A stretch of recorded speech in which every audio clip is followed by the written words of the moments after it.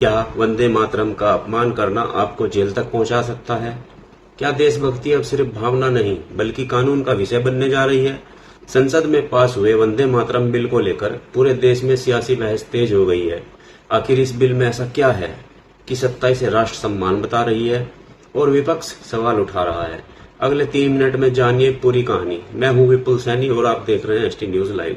सबसे पहले समझते हैं कि आखिर यह बिल है क्या। सरकार का कहना है कि वंदे मातरम सिर्फ एक गीत नहीं बल्कि भारत के स्वतंत्रता संग्राम की पहचान और करोड़ों देशवासियों की भावना का प्रतीक है। इसी सम्मान को सुरक्षा देने के उद्देश्य से यह बिल लाया गया है। प्रस्तावित प्रावधानों के अनुसार यदि कोई व्यक्ति जानबूझकर वंदे मातरम का अपमान करता है, उसे विकृत रूप से पेश करता है या सार्वजनिक रूप से उसका अपमान करने का प्रयास करता है तो उसके खिलाफ कानूनी कार्रवाई का प्रावधान किया गया है। और यहीं से शुरू होती है असली बहस। सरकार का कहना है कि राष्ट्रीय गान और राष्ट्रीय ध्वज की तरह वंदे मातरम का भी सम्मान होना चाहिए और इसका अपमान किसी भी कीमत पर स्वीकार नहीं किया जा सकता।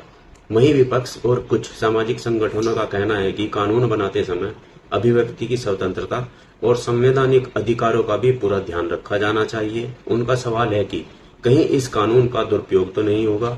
यानी एक तरफ राष्ट्र सम्मान की दलील है तो दूसरी तरफ नागरिक अधिकारों की चिंता। अगर यह कानून पूरी तरह लागू होता है तो आम नागरिक के लिए सबसे बड़ा संदेश यही होगा कि वंदे मातरम के प्रति सार्वजनिक व्यवहार में सावधानी बरतनी होगी।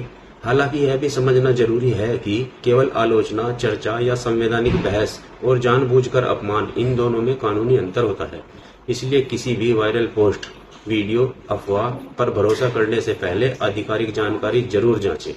अब सबसे बड़ा सवाल आपसे, क्या वंदे मातरम के सम्मान के लिए सख्त कानून जरूरी है या इससे अभिव्यक्ति की स्वतंत्रता पर असर पड़ सकता है? आपकी राय कमेंट में जरूर लिखिए। अगर आपको यह वीडियो जानकारी पूर्ण लगा हो तो इसे शेयर करें, चैनल को फॉलो करें और जुड़े रहिए।